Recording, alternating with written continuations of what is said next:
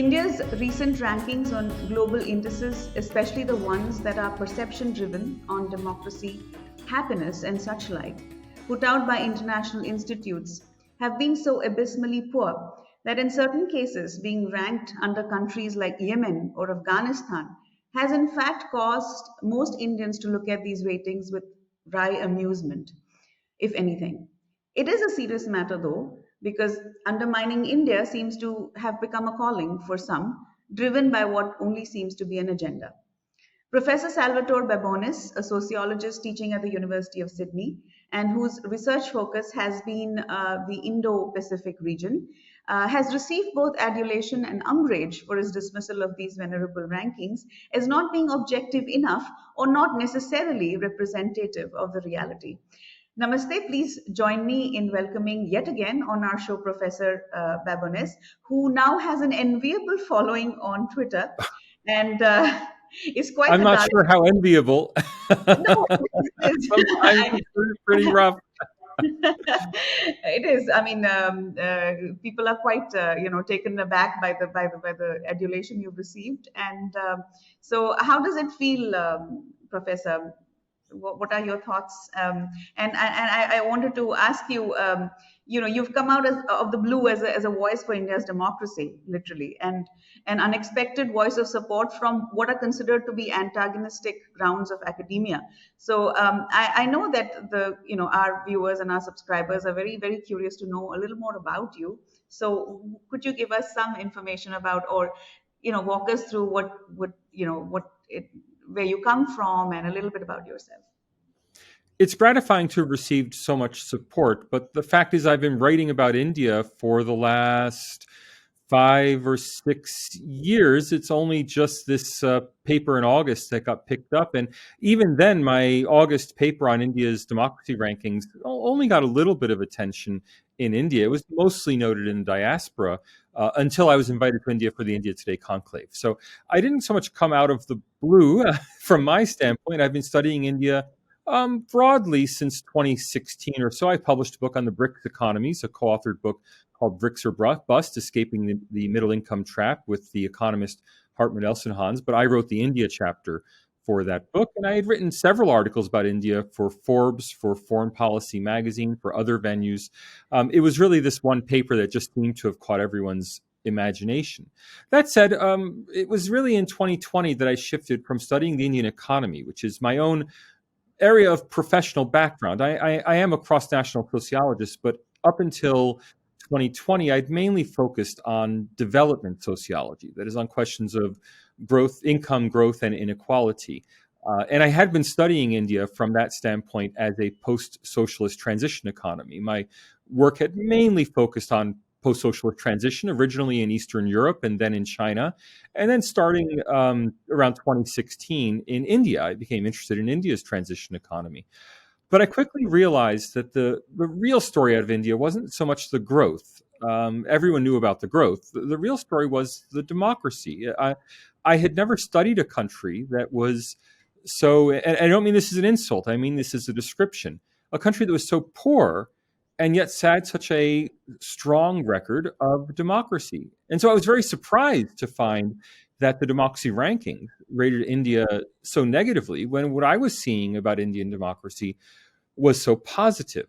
Now, that's what led to the paper that became a viral sensation after the India Today conclave. But really, this for me has been a research focus, I would say, in a mild way since 2017, and in an intensive way since 2020. I mean, I've been studying Indian democracy going back to all of the foundational documents, to the founding fathers' books, going through the history and detail of Indian democracy, writing about it. I mean, I wrote several columns for Foreign Policy magazine, which is one of the world's most respected venues for international affairs analysis, and those articles simply weren't picked up in India. So it's not so to speak me coming out of the blue as India coming out of the blue into my life. I've been writing about India for quite a while.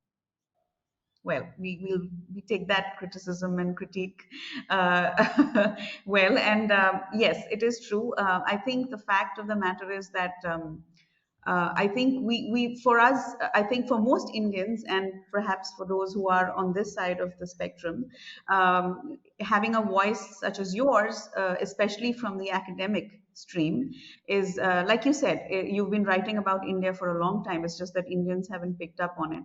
But the engagement with India itself, like you said, you've been studying it as an academic, but does it go back further? Like, perhaps as a child where you're growing up, did you have any interest in the land or the country, or was it just an academic interest that, yes? Yeah, sorry to say, no, I've had no romantic interest in India. I'd never set foot in India until the India Today conclave in November. I knew very little about. I still know very little about Hinduism and whether even to call it an ism. I know there are a lot of debates about that. I know very little of India's deep history, very little of its culture, almost nothing of its ways of life. I come to India as a comparativist. All of my work has been broadly comparative and focused. And as a methodologist, as a statistical methodologist, I've published a book and several articles about methods for cross-national research. In coming to this paper on the international rankings, I didn't even come to it as an India expert. I came to it as a rankings expert. That is, my CV and my background is in how do we construct quantitative international comparisons. My expertise has not, over the course of my career, been on the details of Indian democracy. Now, I've been intensively reading up on Indian democracy for the last 3 years, but that's only 3 years. My study of international rankings and how we measure, how we measure country performance quantitatively across countries. That's something I've been doing for more than 20 years. It's something I wrote my PhD thesis on, and that I teach every year here at the University of Sydney. So I'm really coming to the study of India from a different standpoint from most other academics, and I think that really accounts for the difference in perspective. I mean, I've noticed that India experts have they have much deeper expertise on India, whether they're Indian or not by background. If they spend a lifetime studying India, they know Sanskrit. They may know 2 or 3 regional languages in India.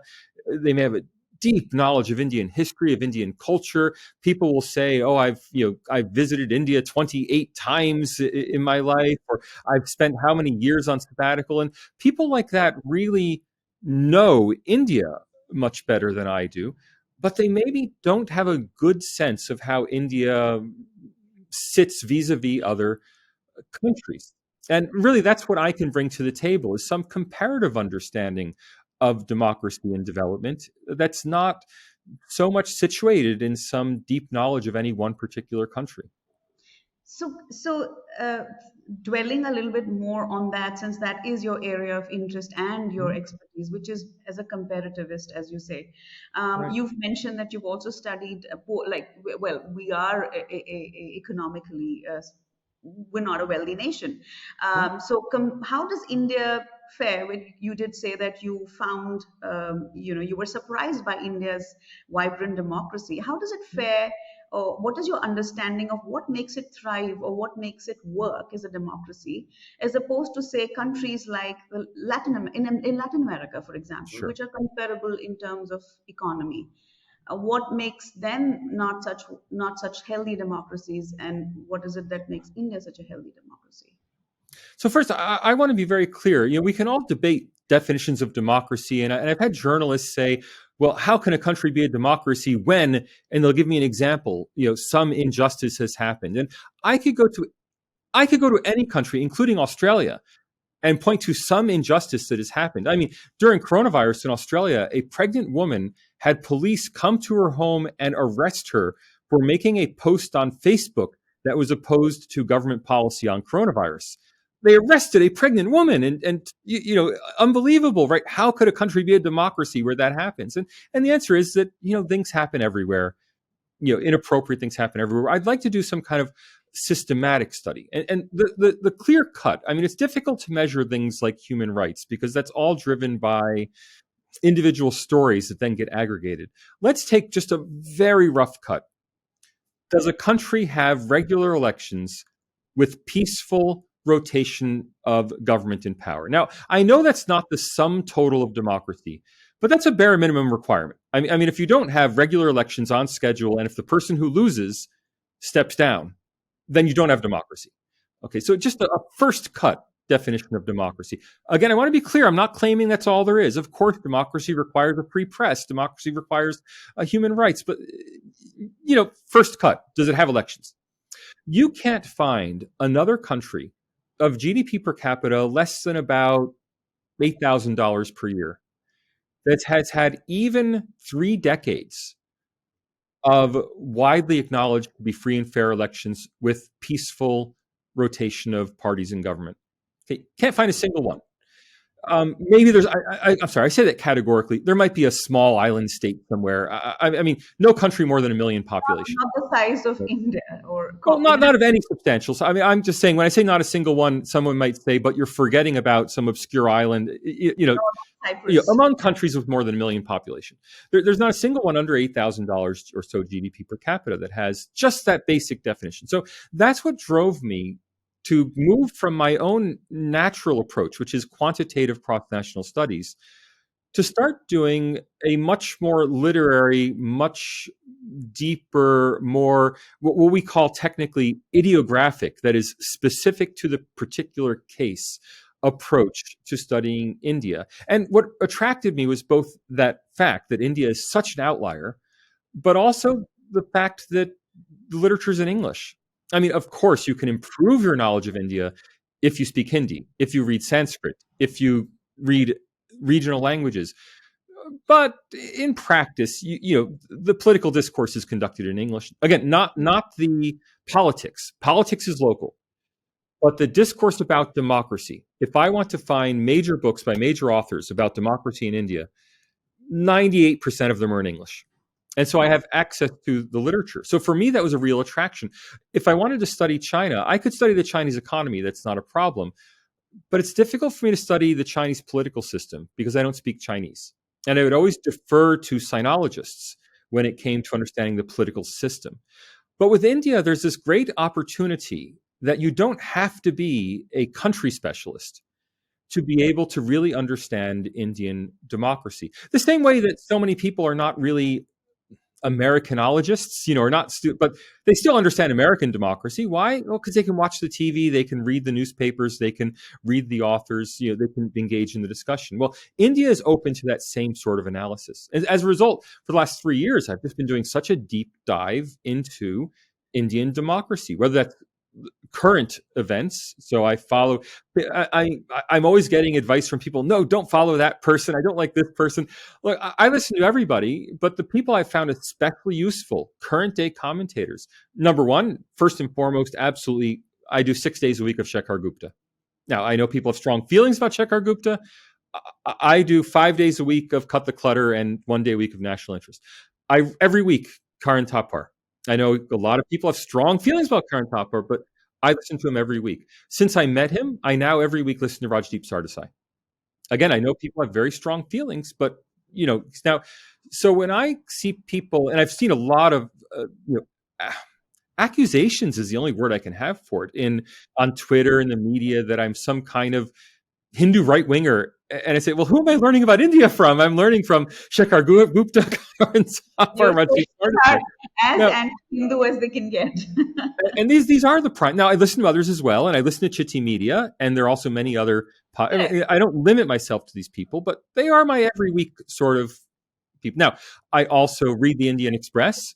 Yes. So again, if people want to say, oh, yes, I have a subscription to Swarajya, and I have subscriptions to other, but my primary everyday, I read it on the app, is Indian Express. My second one is India Today. Those are my two primary news sources. Again, not politicized news sources. Do you use these sources for news or do you use these for opinions? That's news, opinion. I want to learn about what the debates are. And look, I don't think just because you read someone's opinion doesn't mean that you have to adopt that person's opinion.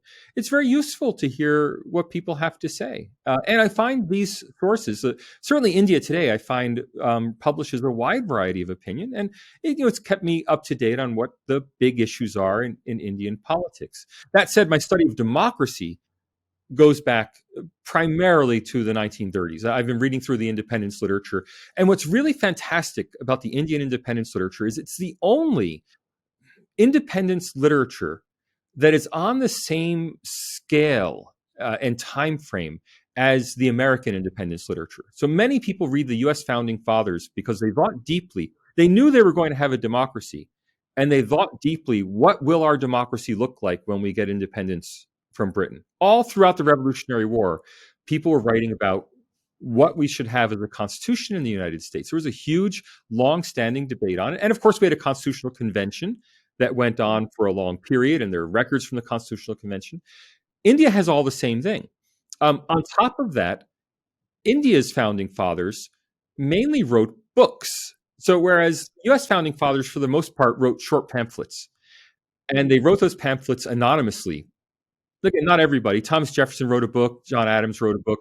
Benjamin Franklin wrote a book. But most of these were anonymous pamphlets. If you want to read Alexander Hamilton's Thoughts on Democracy, you have to read pamphlets in the Federalist Papers that are attributed to Hamilton, but we don't really know that they were written by Hamilton. Well, in India, no. I mean, yes, they're the Indians' democracy activists or democracy leaders also wrote short pieces for newspapers, but every one of them, probably except Sardar Patel. I mean, Sardar Patel, I get the feeling, was not a literary man.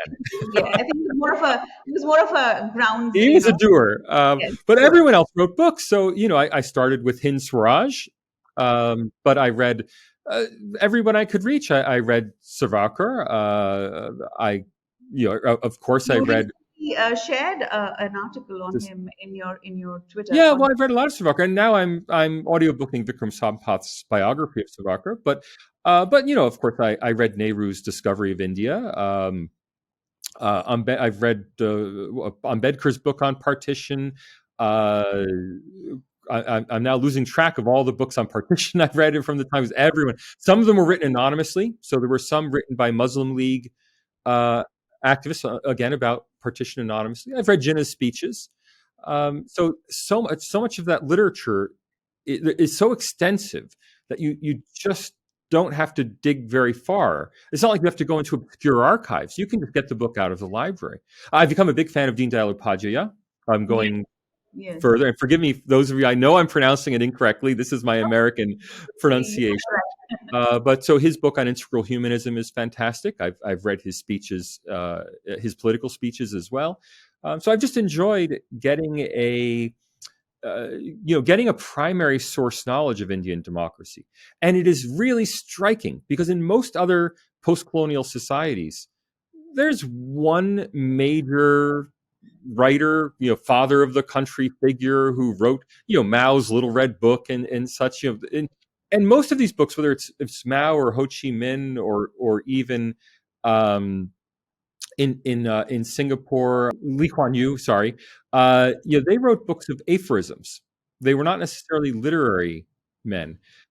Most of India's democracy leaders were extraordinarily literate and literary.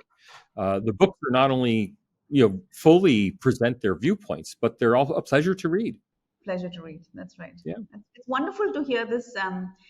Your feedback, because you're reading these books as an outsider, as somebody who's interested in India, not as, like you said, you're not an India expert, and so this, I think, you bring a fresh perspective, and you're pleasantly engaging with all ends of all sides of the spectrum, Sure. and which is interesting. So my question is, do you have an understanding of what there is a polarization, of course, and you understand Of that course. just as you have the Democrats and the Republicans and their antagonism, or for want of a better word, the differences go back a long way. Do you understand the fundamental differences that have, or what makes the current dispensation such a point of such hot debate and controversy?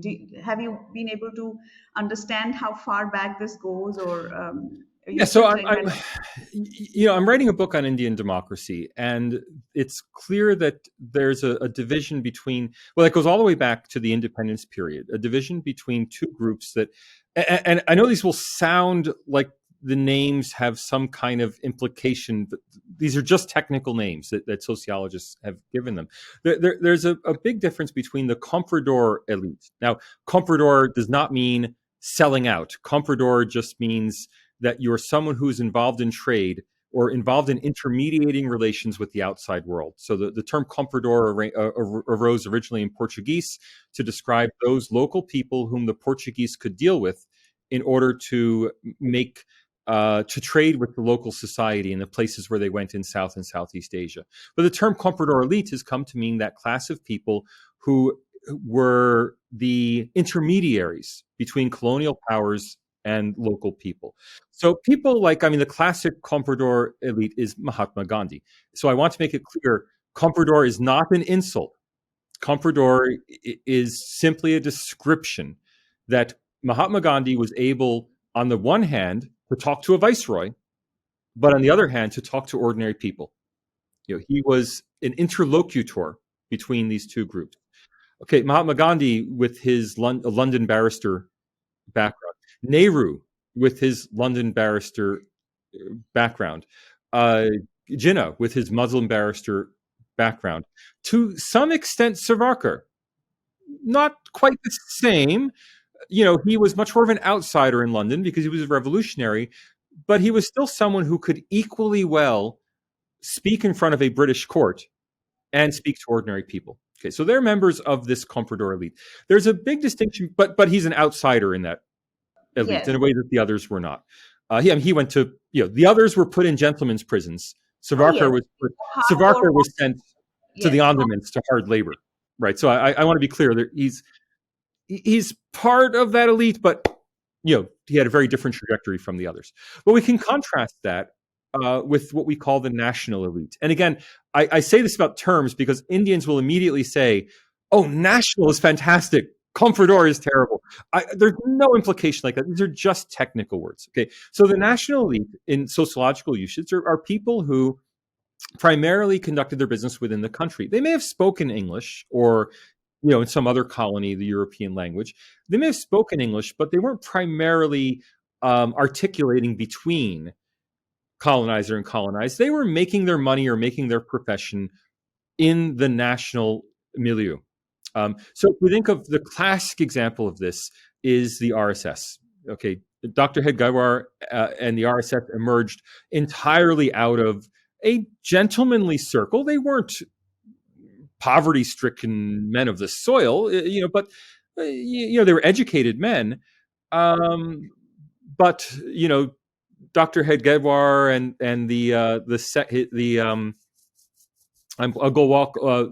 Professor Golwalkar, they're educated men, but they were not London-educated barristers.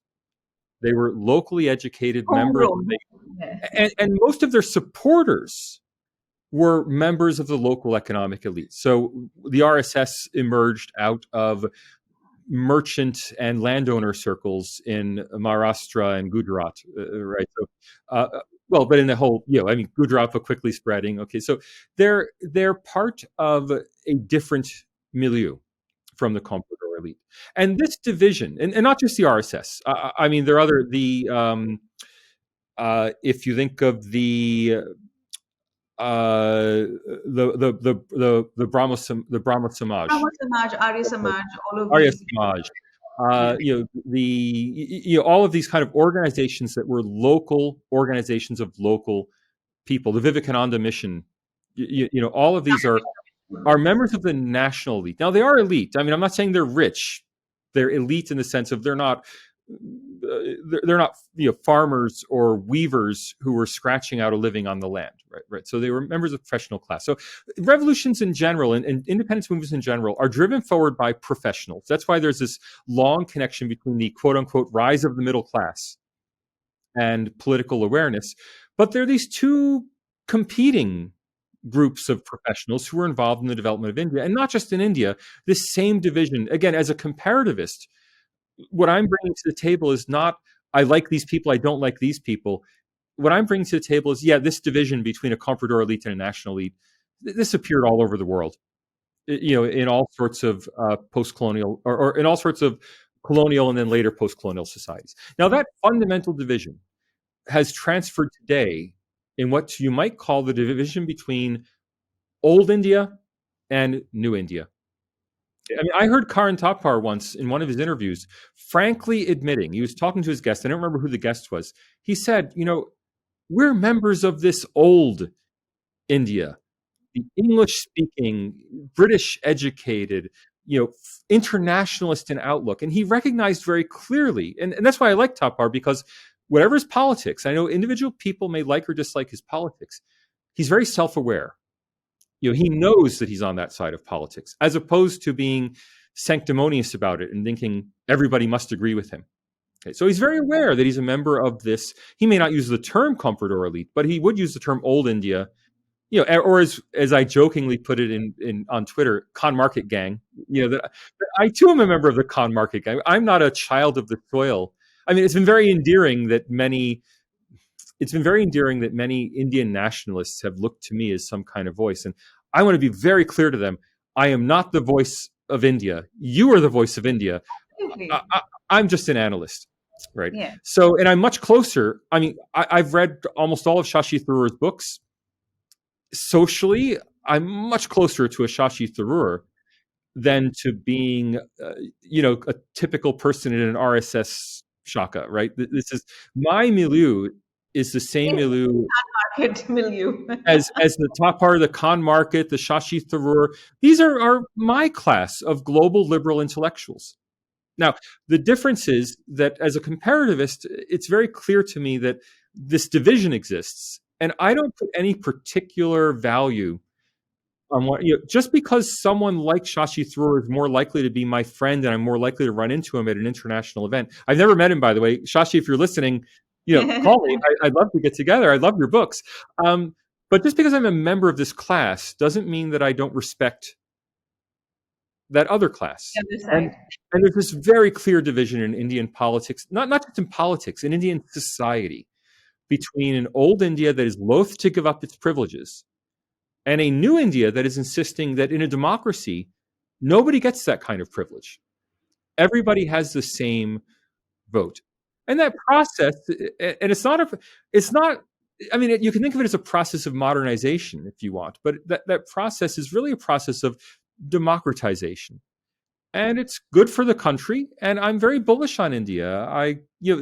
Having hostility is the wrong word. Having divisions is not a sign of immaturity. It's a sign of maturity.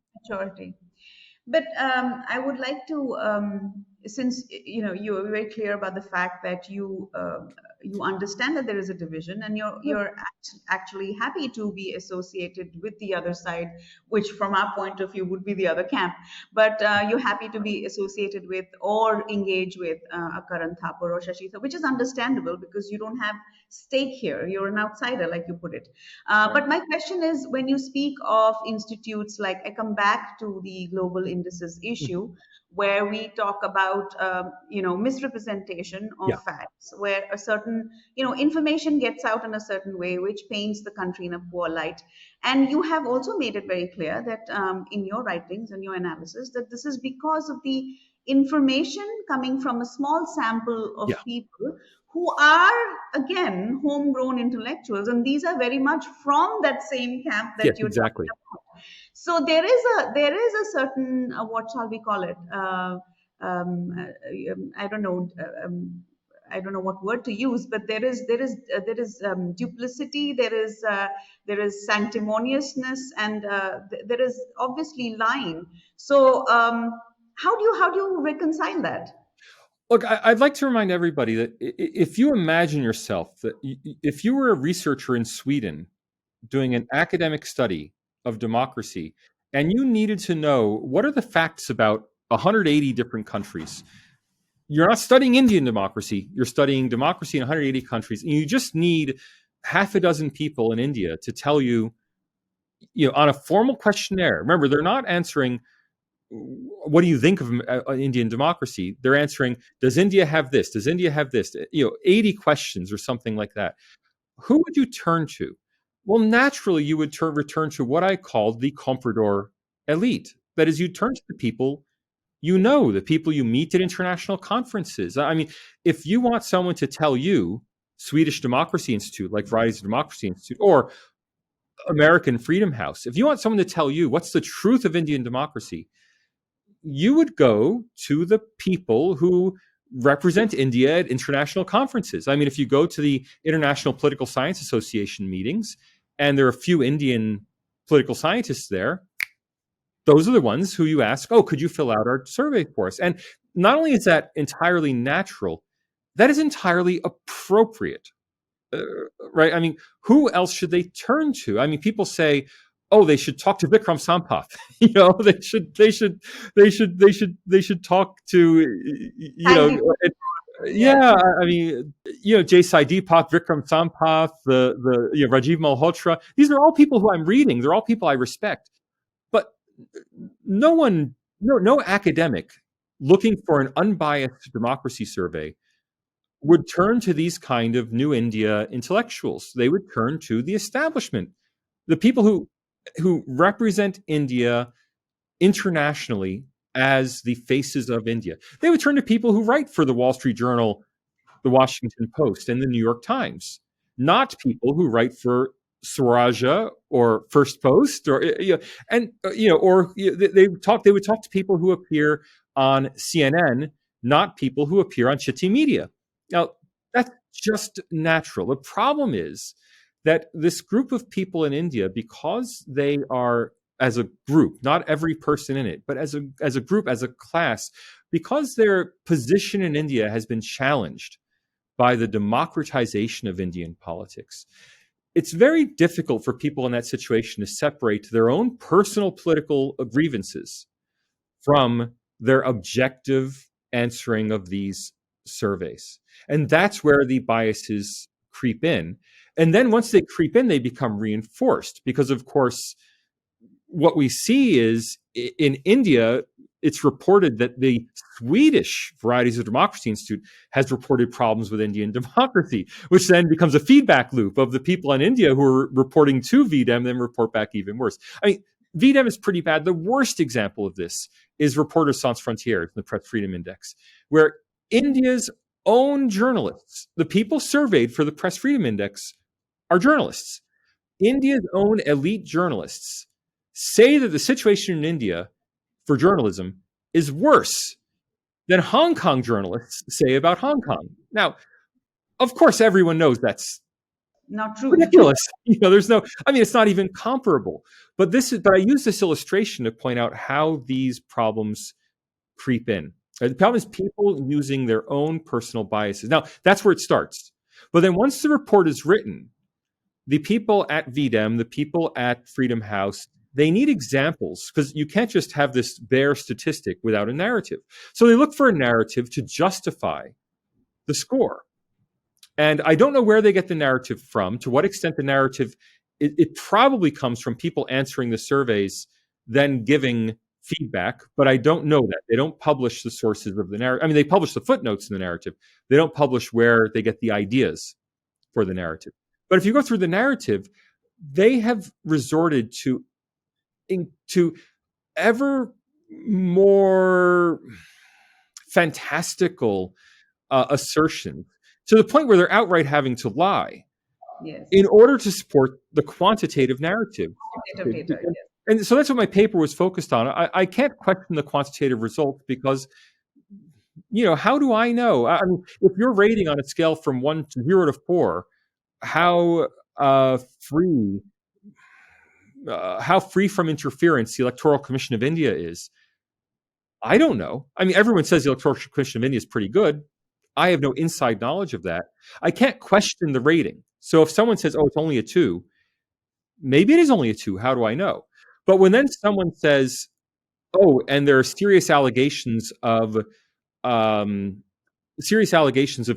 on the Electoral Commission of India, and here's the footnote. All right, that I can track down. Right? And so when we try to find it, it's like, well, the only, and I mean, despite the fact that the biases in the Electoral Commission were cited specifically in these reports as one of the problems that's emerged in Indian democracy. The only example that I could find at all in the press was the allegation that Narendra Modi should not have publicized a successful missile test during the election, during the election cooling off period. Now, that may or may not be right. I mean, I don't know what's allowed under Indian election laws. I don't know if this technically should, and I don't want to argue it. Okay, I don't want to argue it. What I will say is, if that's the only reason, that's not enough to suggest the Electoral Commission of India has become corrupt. Right. I mean, we'd like to see some more serious allegation to justify corruption in the Electoral Commission of India, and that's the sort of problem I found repeatedly. Now, in other examples, I found outright lies, outright data that was just wrong, data from before 2014 being used to support allegations that democracy had deteriorated in 2019. And they were full of that because they're looking for ways to justify a ranking that is fundamentally wrong. I mean, India simply is not the 101st best democracy in the world. I mean, we could argue whether India is the best, the 20th best, or the 35th best. That would be a good argument, but this simply is just... We could argue it. Yeah, 101st, it just isn't, right? I mean, India is not on a par with Myanmar. And that should be obvious to anybody, right? Exactly. So that's what sparked the paper. Was I was studying Indian democracy, and I just said, from 3 years of study of Indian democracy, these rankings are clearly wrong, and I wanted to write about it. And I thought 75th anniversary of India was a good occasion on which to write about it, and so that was the occasion for the paper. Your recent article, which was the birth of a Bhakt, which is quite entertaining. That was a humor article. I hope it's clear that that's a humor article. Of course it is. It was funny. It was entertaining, and you made it quite clear. I mean, it was very sweet and a very funny way of putting down all those, silencing all those. And that's with the Australian Today, which is a local Indian diaspora newspaper here in Sydney, Australia, the Australian Today. Oh, okay. Nice. But I wanted to, there's one line though, which I kind of hit home in your piece, which I... Look, give me $8? No, that wasn't that.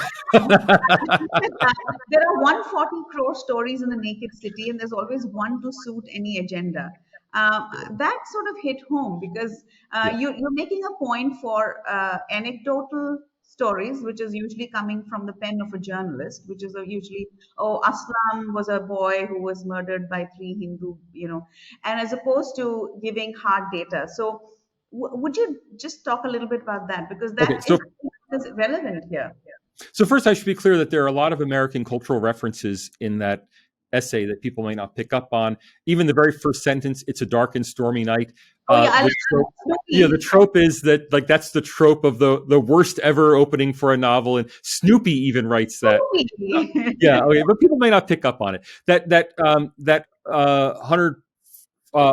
14 crore stories, I think it was something like that, or how many stories did I say? Yeah. So the one was Benjamin Franklin's. So Benjamin Franklin's are $100 bills. But so the stories, there was an old 1950s American radio show that became a TV show. Yeah. No, not that one. There's an old show in the 1960s that started. It was set in New York City, and it was a detective story. And it started every week. It started with there are 8 million stories in the naked city, and this is one of them. Okay, so there are a lot of these cultural references in the essay. Okay. So I was playing on that. That's why the naked city. Naked city. Okay. Yeah, it's just that's the line from the old radio show. I'm a big fan of classic American radio. As am I. I just love Humphrey Bogart and John Huston and his movies. Well, I recommend Across the Pacific. It's not as good as Casablanca, but I recommend it. But so I wanted to use that line to illustrate the difference between journalism and sociology. And what I find about the troubling tendency in social sciences today, that social scientists now seem to want to be journalists. I'm very committed that I'm not a journalist. I'm a social scientist. So in every country, you can find some terrible injustice. And I mean Every country. It doesn't matter whether you look at New Zealand. I mean, you might all imagine that New Zealand and Norway are these perfect countries. Well, in Norway, there was the Breivik shootings where, this horrific shooting spree where a man shot 140 children, at a children's retreat. This was, 15, 20 years ago. Well, we don't think of that happening in Norway, but any country you can find some terrible thing happening. It's not just India, right? Now, India with 1.4 billion people, Yeah. you can find infinite stories. I mean, anyone who wanted to find stories of corruption, injustice, police brutality, uh, extrajudicial killings. I'm sure that all of these things have happened in India. And I don't say that to criticize India. All of things have happened in the US. All of those things have happened in Australia. Right? Any country of any size will have stories like this that have happened. The question we have as social scientists, if we want to evaluate the quality of a democracy, is how often do these things happen? I mean, so that's why the NGO that put together the data, I'm forgetting the name off the top of my head, put together the data on journalist deaths. There's only one NGO in the world that does it. If you Google it, you'll find it. They said, well, more journalists have died, have been killed for their journalism in India in the last 10 years than in any other country outside China. Oh, it's terrible. And it is terrible. But more people have black hair in India than in any country outside China. I mean, as a sociologist, I have to get away from that terrible individual story Shock factor. to something approaching systematic analysis. So India, of course, is a country of 1.4 billion people. What's the rate of journalist deaths in India? Well, it's 3.5 in India. It's I get the number wrong. I think it's 5.4. It's over 5. I think it's 5.4 per billion in the rest of the world. So in other words, journalists are safer in India than in the rest of the world. And here I want to qualify that.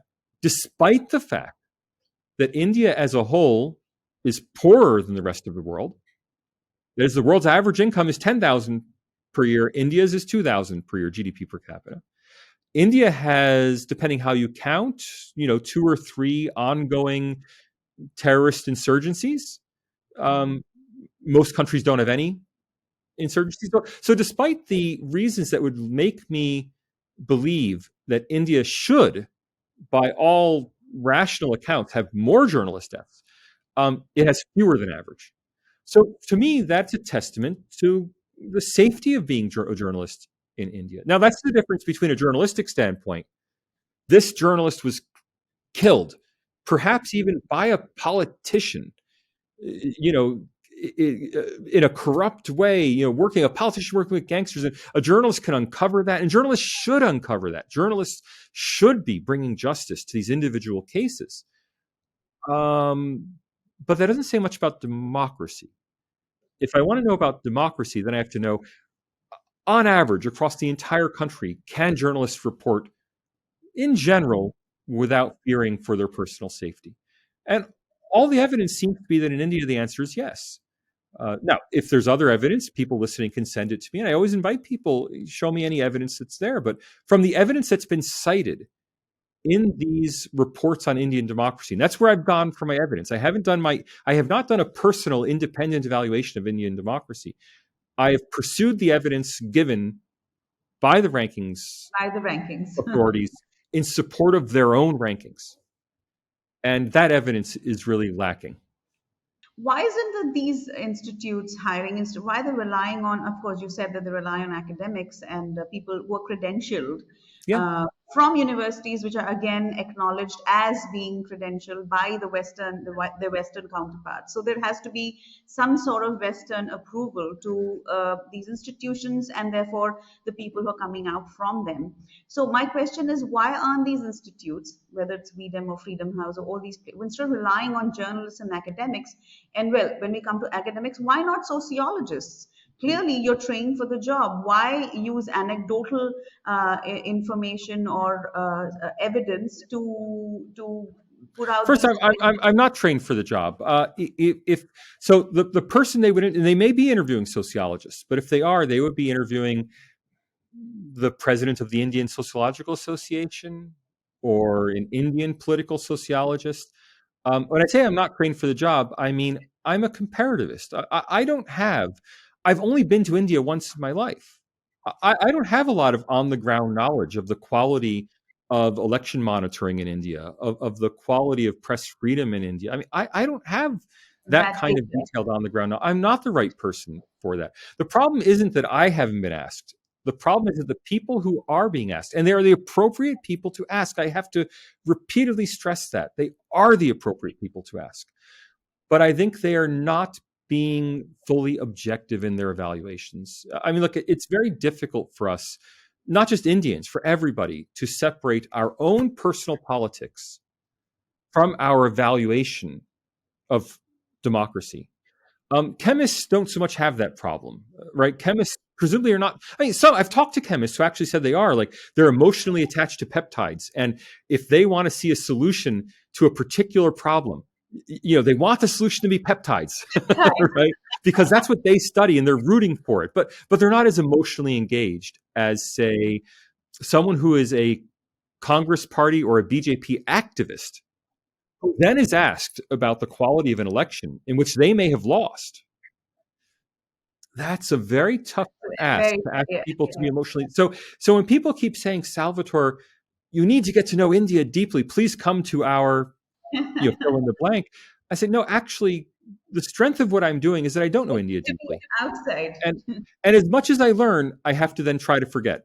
Mm. Because my impression that I gained, I mean, I was lucky enough, I was invited, and it was a great honor. I was invited to visit the S.P. Mukherjee Research Foundation in Delhi, which is, of course, the in house think tank of the BJP. Everyone there was wonderful to me. It was a beautiful experience. Everyone was super nice. The grounds were really wonderful to walk around. I enjoyed my visit immensely. Should I let that influence my academic evaluations? Should I let that influence my research? Absolutely not. Which means what I have to do is strip out my experiences.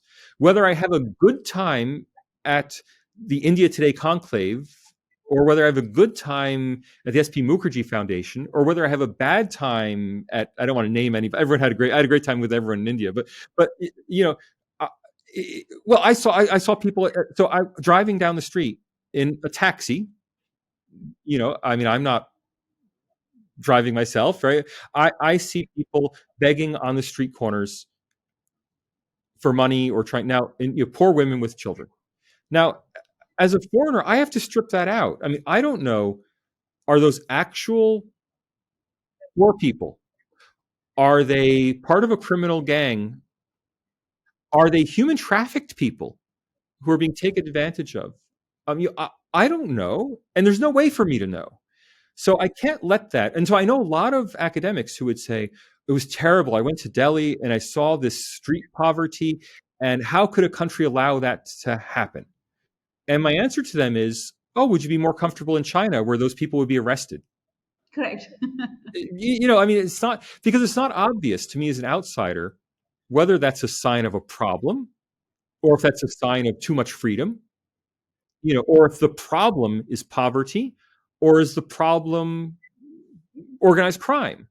Now, I just don't know, and I have to remember that I don't know.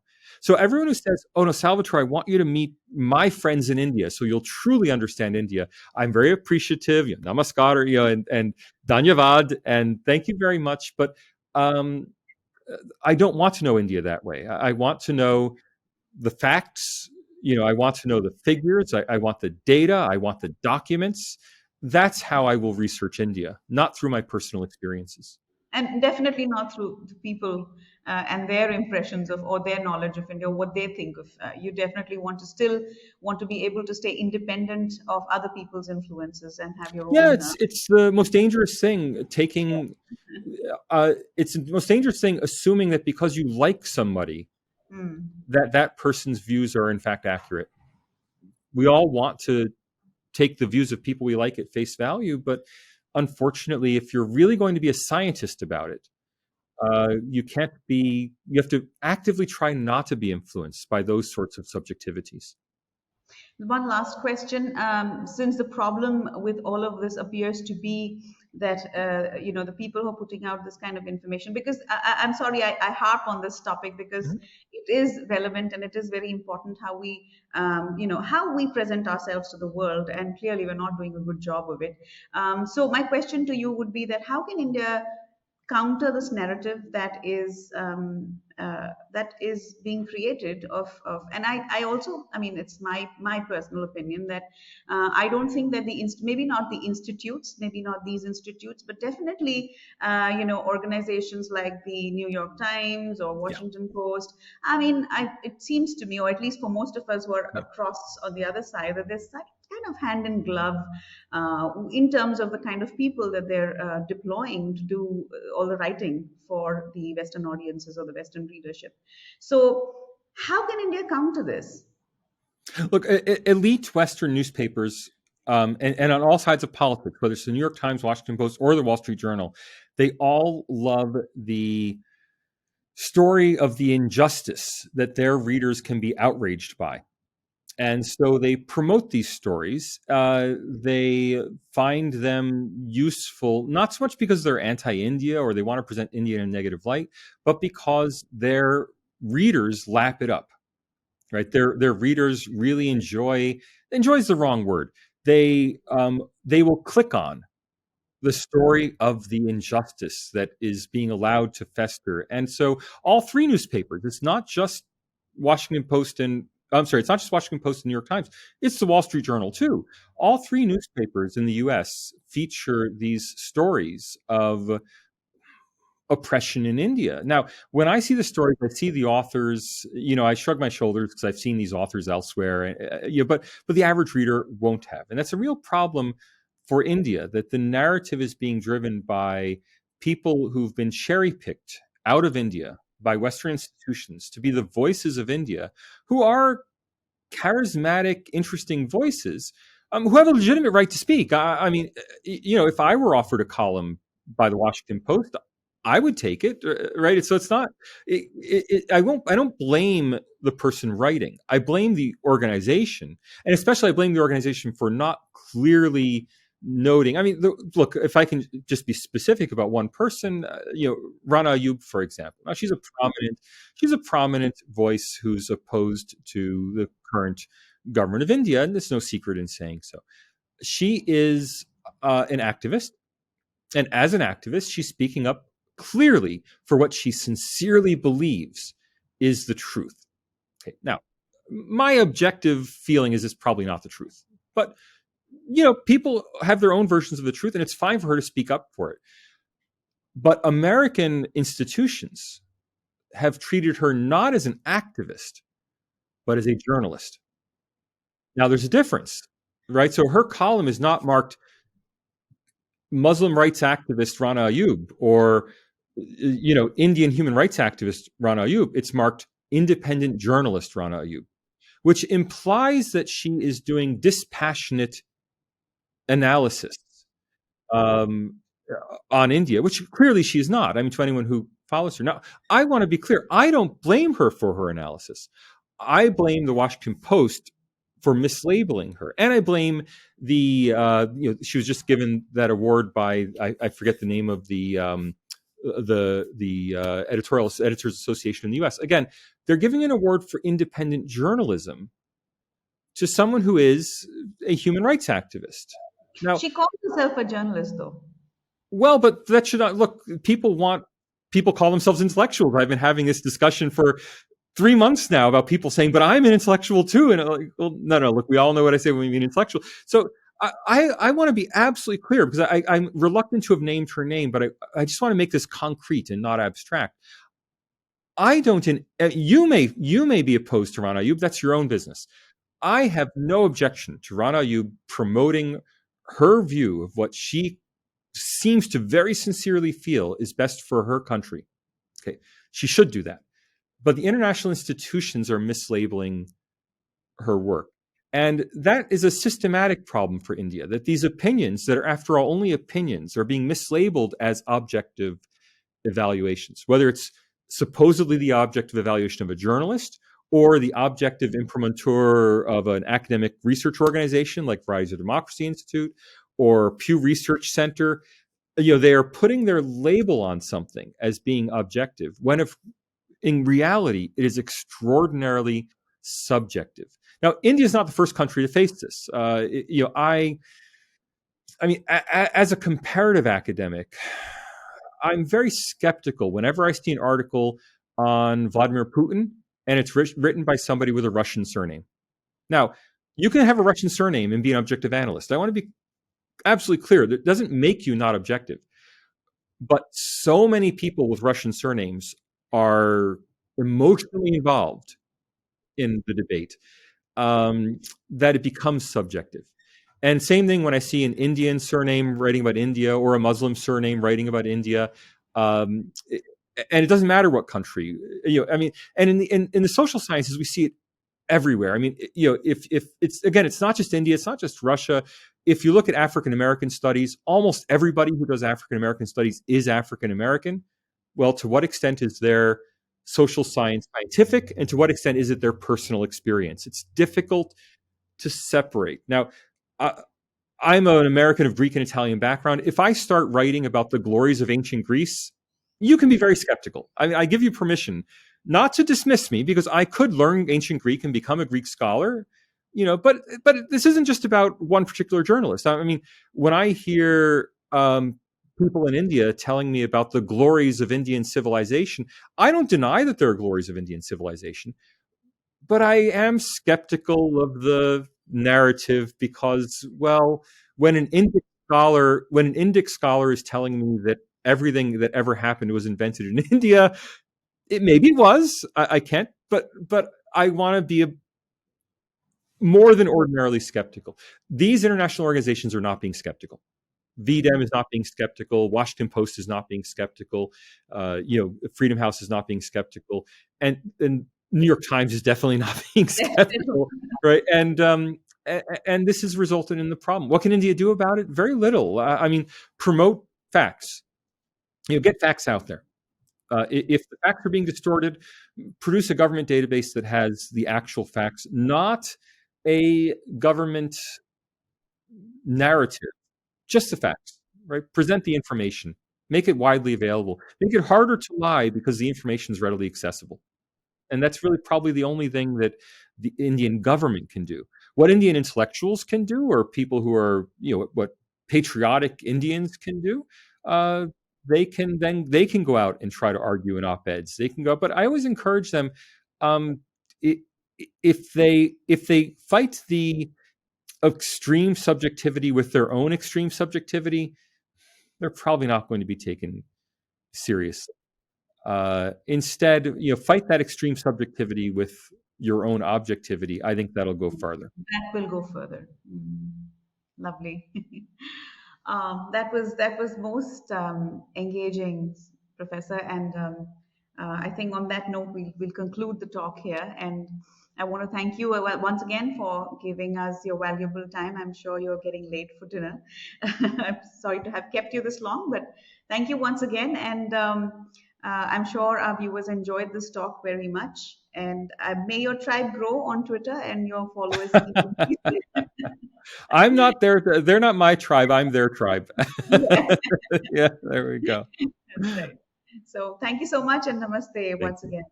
Thank you so much. Thanks a lot. To our viewers, please like, share, subscribe, comment, and please do come back. Namaste.